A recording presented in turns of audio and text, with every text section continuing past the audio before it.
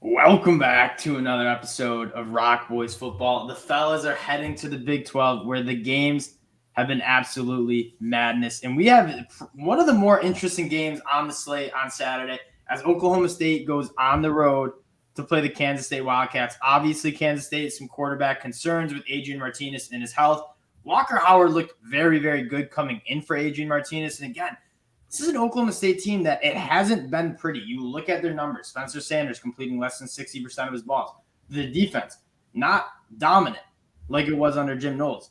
But this Oklahoma State team just figures out how to win football games. I think that speaks to how good of a coach Mike Gundy is.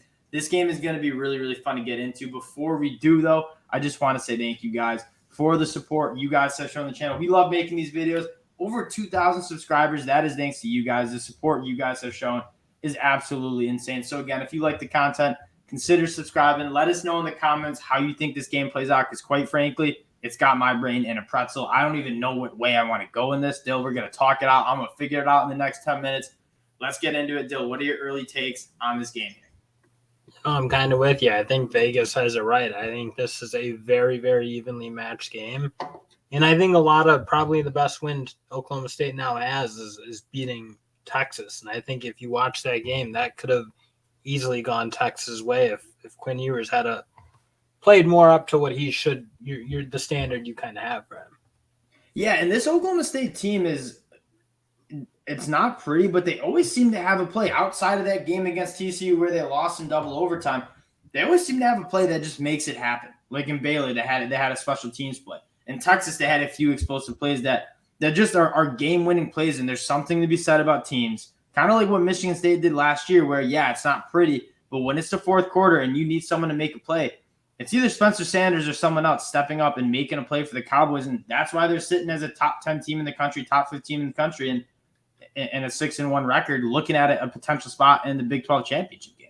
Yeah, and it's kind of interesting. I think you're very tightly knit at the top in this Big 12 conference. I think TCU, Oklahoma State, Kansas State, you watch these games, they're very tight. I think you throw Texas in that mix, even maybe Texas Tech. Like, you just have no teams that I think are really great, but a lot of teams that are really tough and are really, really closely grouped at the top, I think. Yeah, this Big 12 conference is just the absolute Wild West right now.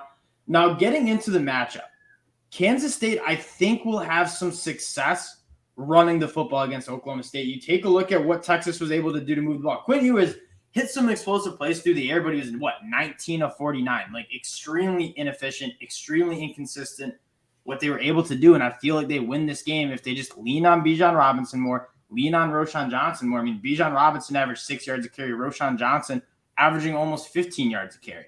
Kansas State has a very, very good offensive line. Running behind that, he's small, but Deuce Vaughn is one of those guys that you do not want to see in space because he will make you look silly. I think that is kind of the story of this game coming into.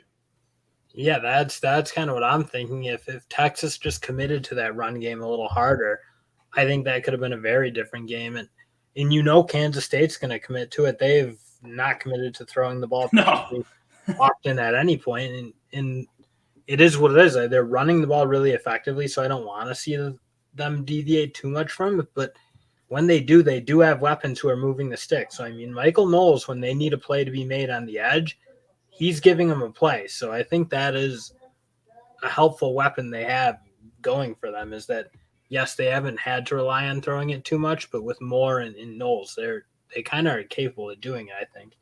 Yeah, that's kind of the interesting is Kansas State hasn't really used the passing game that much, but when they do hit those explosive plays with guys like Phillip Brooks and Malik Knowles, and that's probably another one of those stories is if they can throw in one of those. They did it against Iowa State. They weren't able to move the ball against Iowa State worth much, but what they were able to do is get behind the defense a couple times, especially when you start loading the box to stop that run.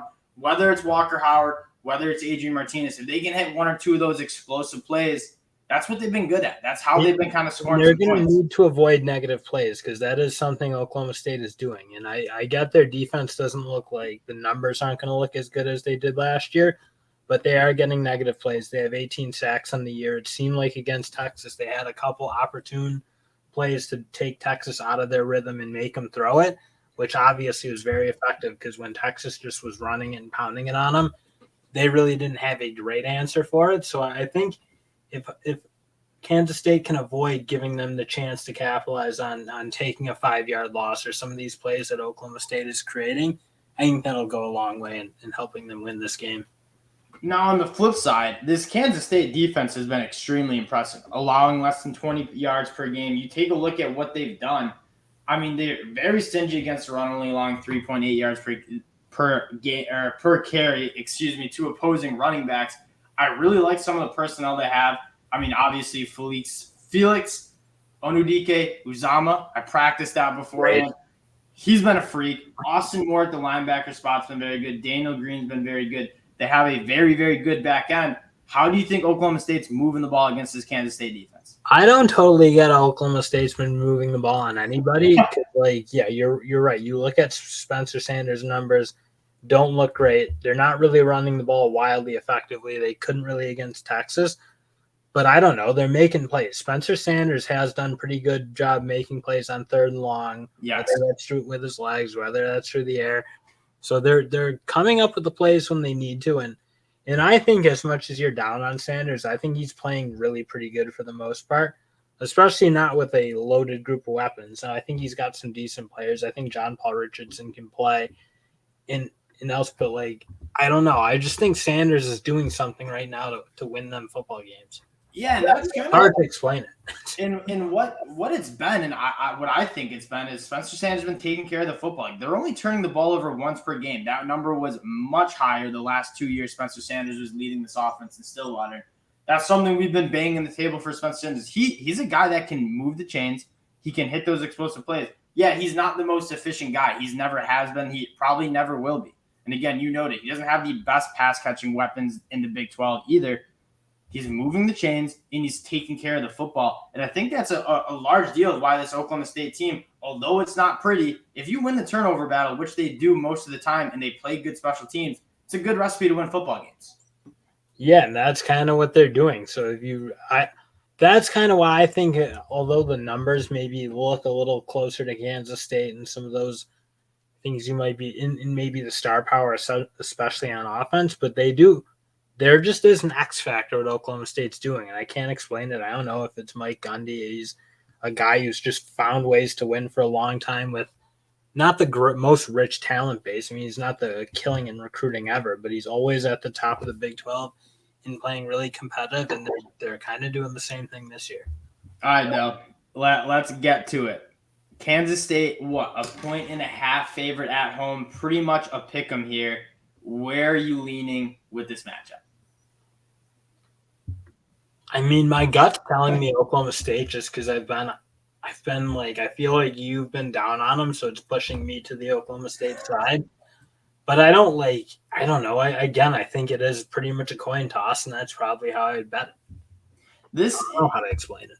Yeah, this is for one a game that I will not be betting on. I'm not rushing to the betting table to place one. This game could go 1,000 different ways. I'm probably leaning Kansas State at home. I think it's going to be rocking in Manhattan. I think you're going to get a Kansas State team that, again, if you mentioned if Texas committed to that run game, they probably win that football game. I think Kansas State will be able to do that. I think they'll be able to run the football. They're another team that they've been really good with turnovers. They have not turned the ball over very much. That's kind of what Oklahoma State's going to want them to do. My lean is Kansas State, but again, you're betting against Oklahoma State to lose this football game. You're not making a lot of money on the year.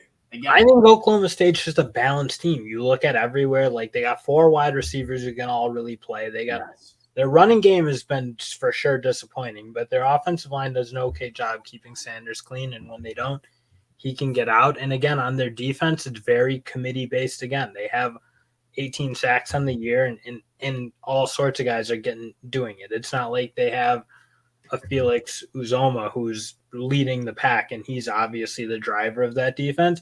They're just doing it the same way they've always done it, with just a solid group of guys. Yes. Who all are playing good football.